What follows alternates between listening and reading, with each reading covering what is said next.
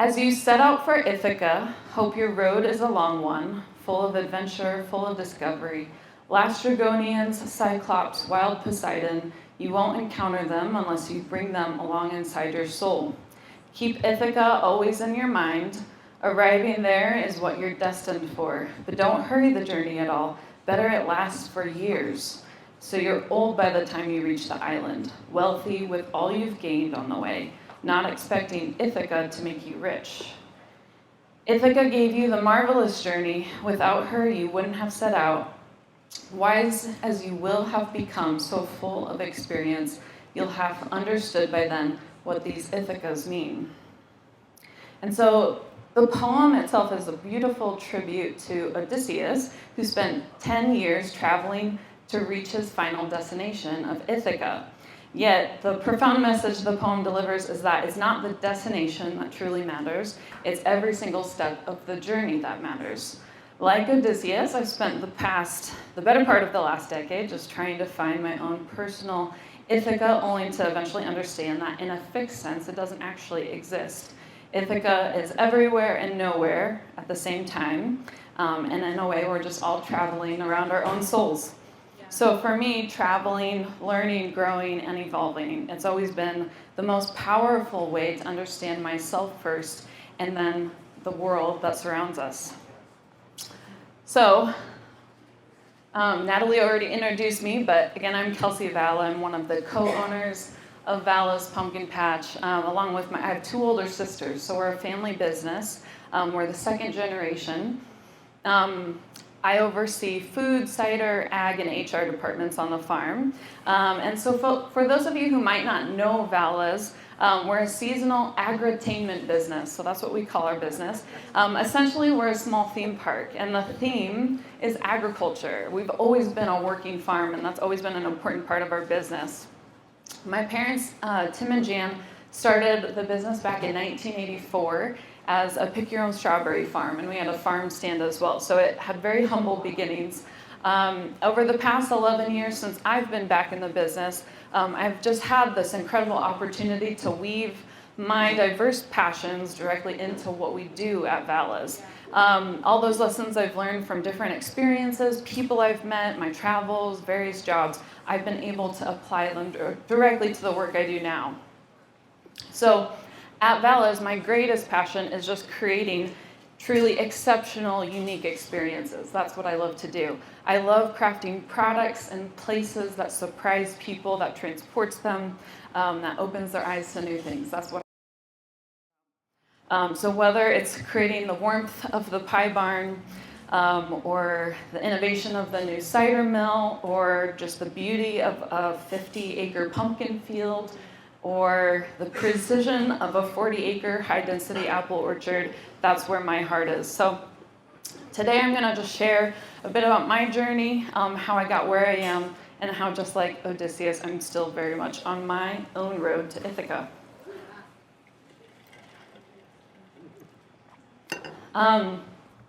My earliest memories are rooted right on the family farm, helping with everything from picking tomatoes and corn for our farm stand.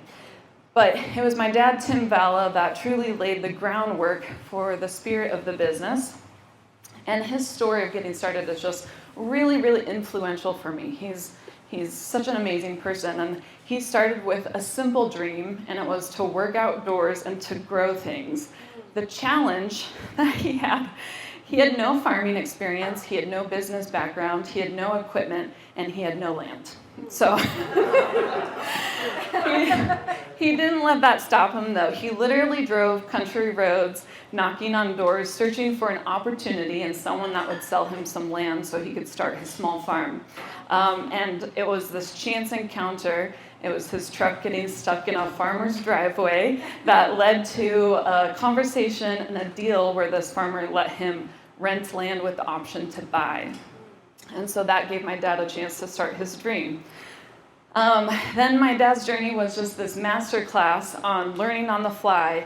And when he bought his first tractor, he drove it home at 1 mile per hour in first gear because he was too proud to ask how to drive it. And so quickly taught him the invaluable lesson: don't be afraid to ask questions, Don't be too proud to learn and grow. So from there, he planted pumpkins. He accidentally grew too many.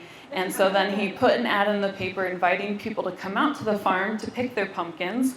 He quickly realized that there was just something really magical about the fall time and the fall experience. And so he leaned into that. And then my mom, Kelsey Vala, the true heart of it all, soon joined, and together I got to watch them build this business year after year. I saw their hard work, their resilience, their ability to learn and adapt, and these quickly became just these deep-seated lessons that influenced who I am and helped shape my own path. So my journey with Vala's didn't start with a grand business plan. It just began with the most hands-on childhood way possible. From a very young age, I was right there helping out. My parents got me involved. I remember spending hours doing things like coloring scarecrow heads, making chocolate suckers in the summer, and pricing merchandise in our garage at home. Eventually, I graduated to running my very own snow cone stand, and my personal favorite, I started face painting. And so those early years were just very formative for me.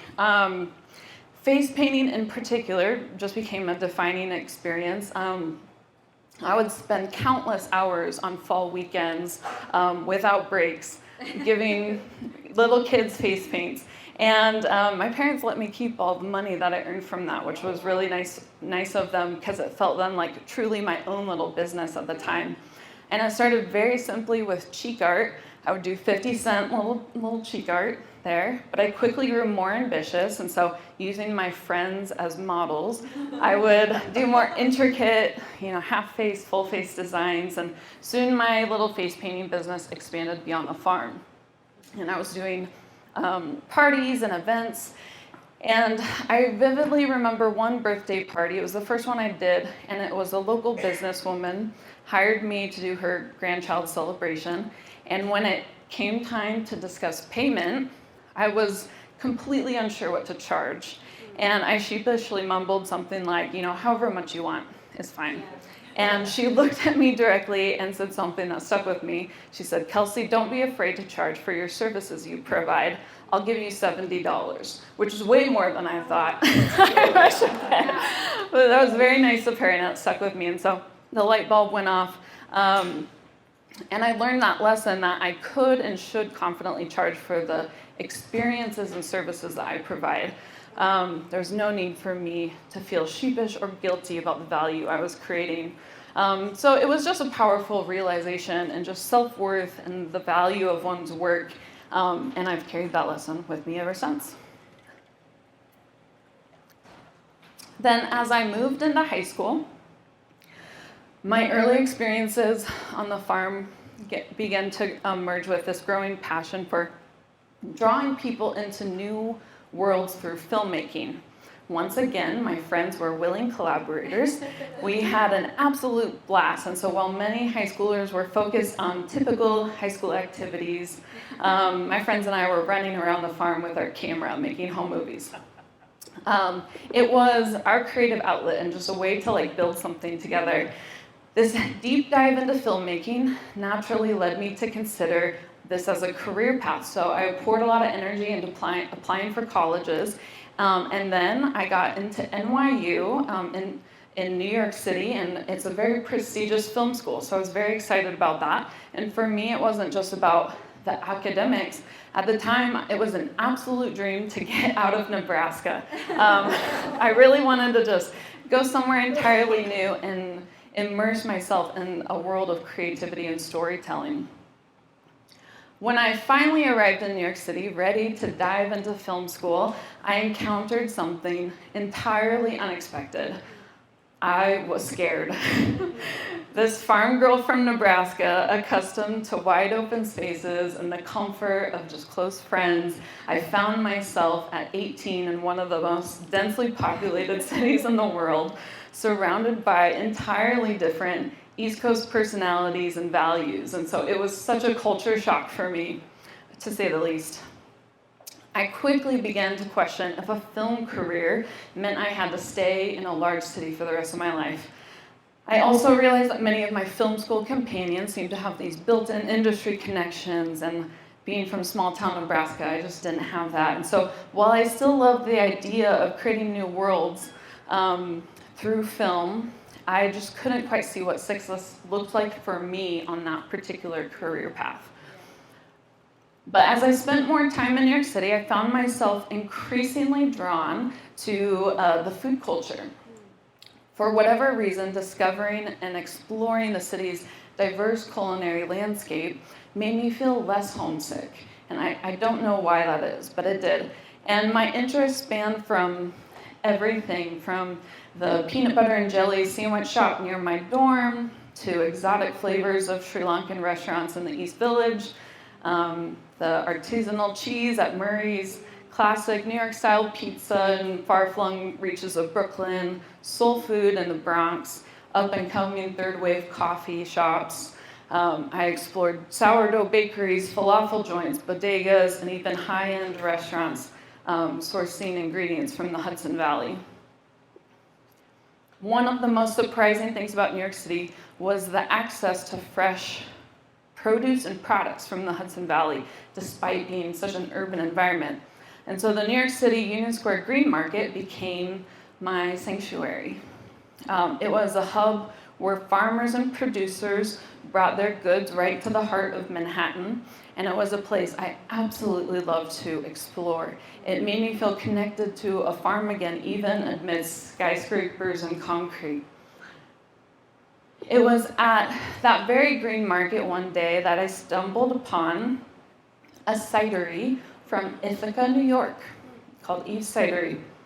They were offering samples of their champagne-style ciders made with apple varieties I'd never heard of before. At the time, my only exposure to cider was Angry Orchard. And so this was a revelation. I was blown away. I had no idea you could make champagne-style ciders. I was asking them questions about what is champagne-style? What does that mean? I immediately bought a bottle. Then I went to another stand and I grabbed a baguette. And finally I went to a cheese stand and I asked if they could just cut me a little sliver of cheese to go with my bread. And the woman with a lovely French accent handed me a slice of cheese without charging me. And she said, "Take this cheese and just enjoy life."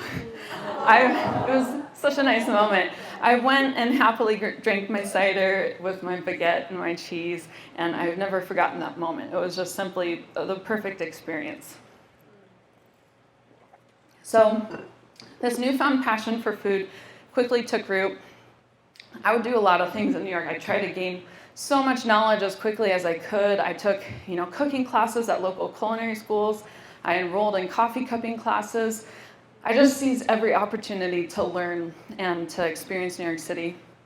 It didn't take long for me to realize I wanted to change my college degree, and my thoughts kept drifting back to home, to the pumpkin patch, and I wondered how I could learn something truly valuable to bring back to the family business. So I ended up changing my degree to food studies, and this degree allowed me to explore food from just every angle in literature, art, cooking classes, nutrition, food science.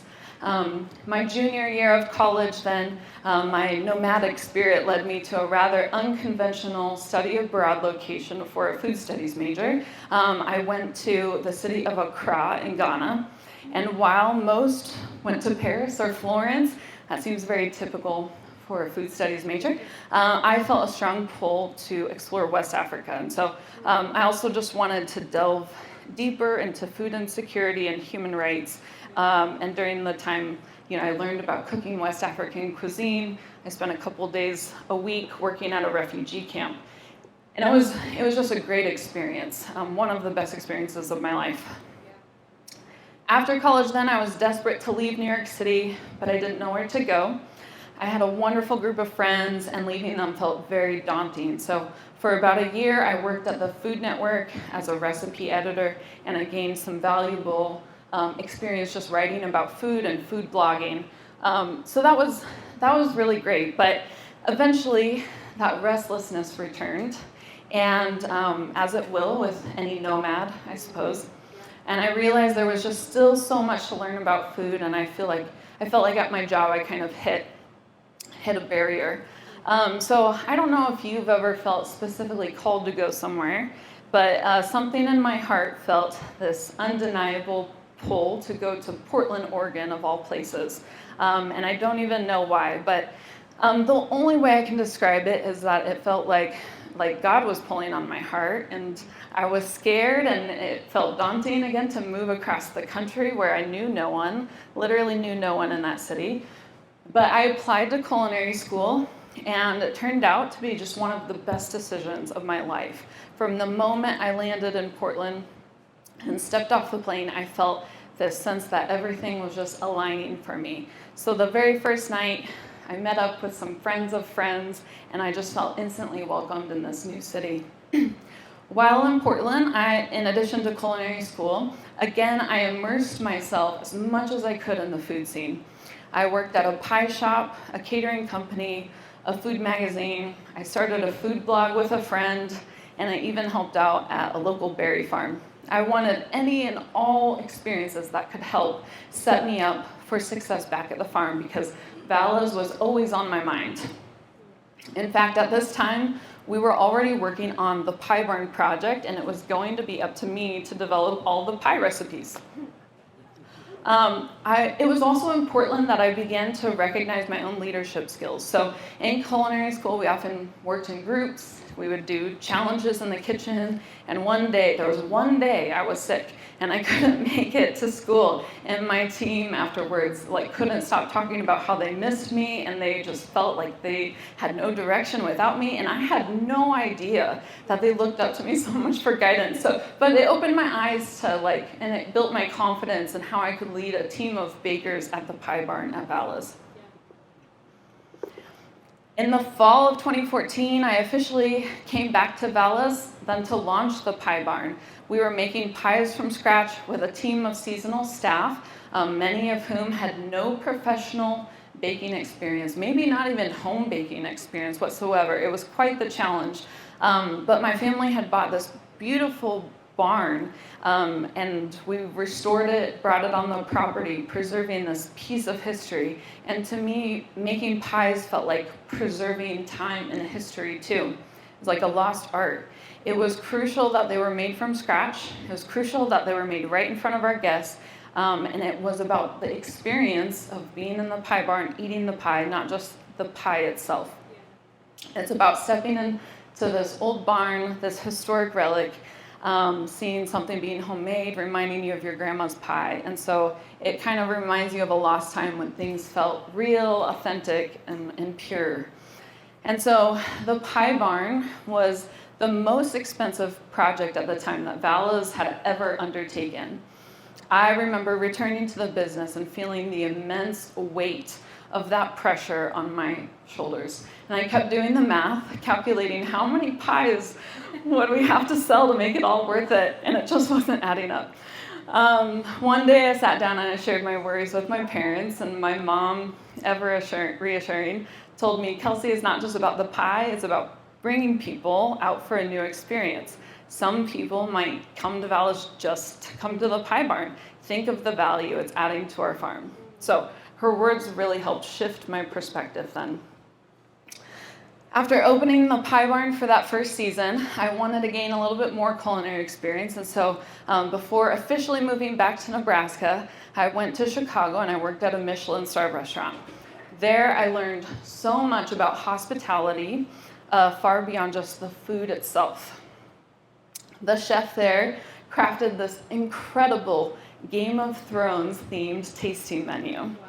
And it truly transported you to just this different time and place. It was amazing. I worked my way up in that kitchen, starting with the most tedious tasks, such as peeling leaves off asparagus stems. Imagine doing that for hours. To eventually making one of the main desserts, milk of the poppy, which was a poppy seed panna cotta. And then even one of the main dishes, which was a lamb shank, and it was served in a way that made you feel like you were feasting with the King of the North. So if you're Game of Thrones fans, that was a wonderful meal. This experience taught me a truly valuable lesson: the power of setting the scene for experiences that go far beyond just filling your stomach. That was exactly what I wanted to bring back to the farm. creating immersive experiences with delicious food and that captivating setting.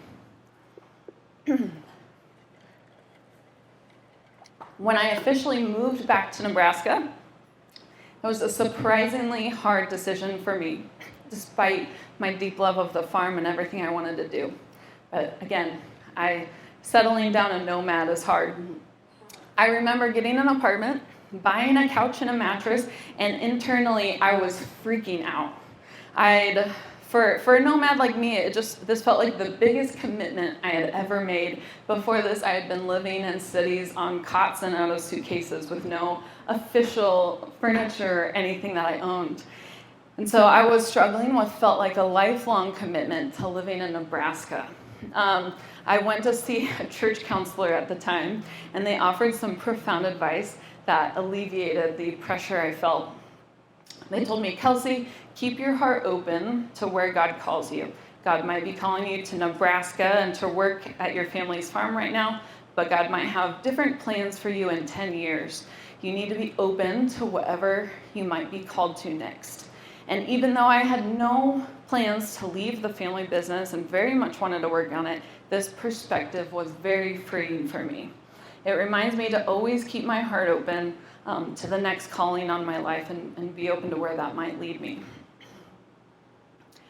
So I went on to grow the pie barn, and I was just so proud of that team there when we hit certain milestones and sales goals. And I began handing over the day-to-day operations of that, and I started to explore my new love, which was cider.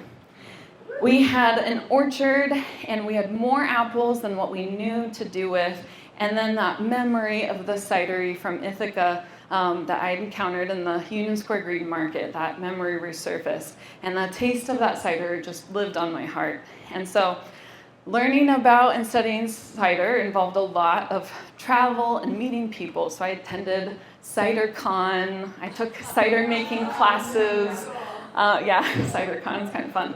I visited countless cideries, met lots of people in the industry. At one point, I even worked for a few days at that cidery in Ithaca, learning how to make champagne-style ciders. I explored orchards in the area. And even just a few weeks ago, I went to explore some cideries in the UK, which was a really neat experience. But the people in the industry are just so open and passionate, and I just feel right at home with the cider industry. So in 2020, we officially launched Vala's Orchard Cider Co. using apples from our own orchard. In 22, we opened the cider mill area for guests, so that's where you can come and you can see us pressing apples. Since then, we've faced significant challenges and just growth that we've worked hard to really overcome. But cider, for me, has been this continuous journey of just discovery, improvement. I always want to make it better and better. And I have this, vague dream of being like the best cidery, which is maybe not attainable, but that's precisely why this journey is just so fun. It's about learning and crafting every year, creating something different from the land, ever changing, ever evolving. And we craft some of our cider. We make fun drinking ciders, but we also craft ciders with a lot of nuance and character that truly reflect the orchard, the land, the harvest year, the rain, the soil. And part of my mission is to get others to enjoy these nuanced ciders like I do. And so just like the pies in the pie barn, the ciders are about an experience. They're about a story in a bottle. They're not just a beverage. So ultimately, my evolving interests in every step of this journey have been guided by a few core principles. It's about being relentlessly curious to explore new ideas and my passion for creating authentic, immersive experiences. And it's about embracing resilience and courage when faced with the unknown, and understanding that travel, wandering, and continuous learning are the very ways I continue to understand myself and the world. So what does all this mean for my own Ithaca? Just as the poem suggests, I've truly come to understand that the richness of life isn't in a fixed destination, but in the continuous journey itself. This understanding deeply mirrors the very essence of that nomadic existence. A nomad isn't simply someone who travels. They embody a lifestyle where movement, adaptation, and continuous discovery are just central.